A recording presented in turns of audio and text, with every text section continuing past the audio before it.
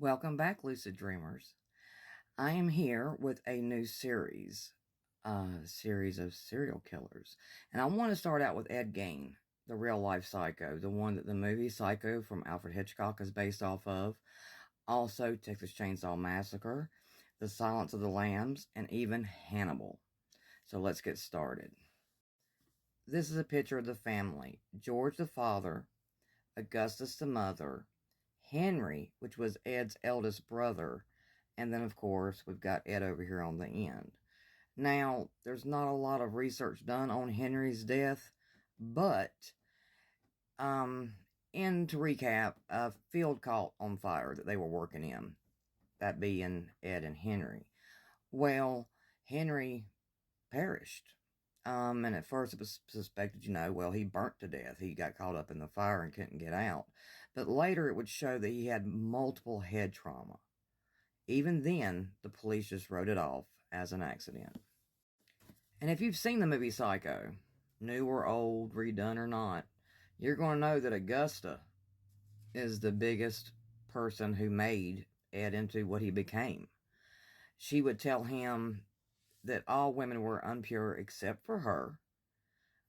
He wasn't able to have any friends. Matter of fact, a lot of the community said that he had more of like a childlike nature and got along with children better than he did with adults. He was very secluded. He was even so trusted with children, he was asked to babysit by neighbors. She passed away from a stroke, her second stroke in 1945. The first stroke was said to have happened because of the death of her eldest son, Henry. Well, after she passed away, you better bank that Ed just completely lost it completely. And this is Mary Hogan. Now, she was considered the first victim, but a babysitter named Evelyn Hartley had disappeared, and Gein was the suspect in 1953.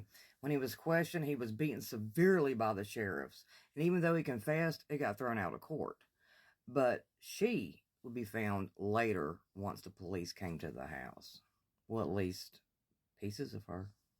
And this is where she worked. She was a saloon owner or bar, whatever you want to call it from back then. And she just disappeared, and no one knew where she went. And no one was even really questioned about it.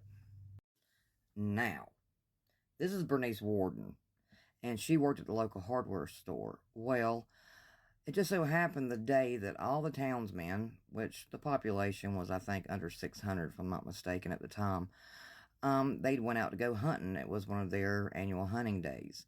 Well, Ed came into the store, and it is said that, he purchased a few items, and, well, that receipt's what kind of got him busted, along with the blood trail he left.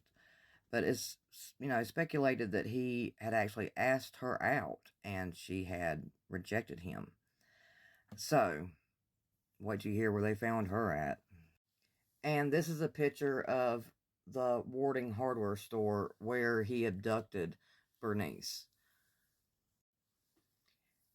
And her, like I said, her son's the one who found the bloody mess, the bloody crime scene, and the receipt, which made the police go directly to Ed's house. Here are a couple of pictures of what Ed left his mother Augustus's room looking like, just untouched. It was perfect. Nothing out of place. Another picture seen here is Ed's mother's room. I'm sorry. My little ferret kind of tripping me up here. But once again, beautiful. Just a beautiful room. Now wait till you see these images. So this is Ed's bedroom. And they found pornography. They found magazines on cannibalism, along with a bunch of other gory things.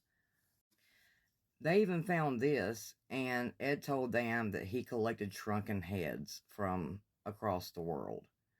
And this wasn't from across the world. This was across the way from the cemetery. But one of the most gruesome things they found was poor Bernice Warden hanging upside down and gutted just like you would a deer. They also found furniture made of human skin, like this chair right here. Well, the seat of the chair.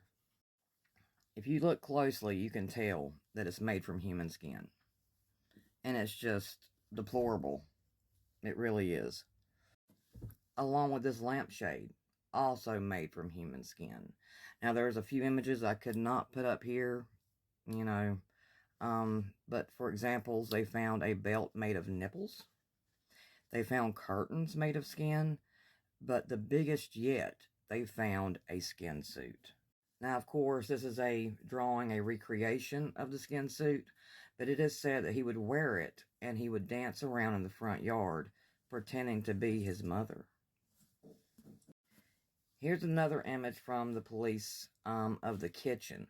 Now, you can't see it in this picture, and I had a hard time finding it, but there's a cauldron with a head in it that had been boiled down to bone, and many other things. If I'm not mistaken, Zak Bagans has the same cauldron in his museum in Las Vegas, if you want to go check it out. Oh, a bit of information I did leave out was that, you know, they found Bernice Worden hanging in the garage. They found her gutted and hung up. I told you about that. What I forgot to tell you is that her heart was hanging in a plastic bag near the stove. Ooh. Now, I'm going to put a link in the description when my full video is completed that I'm going to post on YouTube, since I only have 10 minutes here.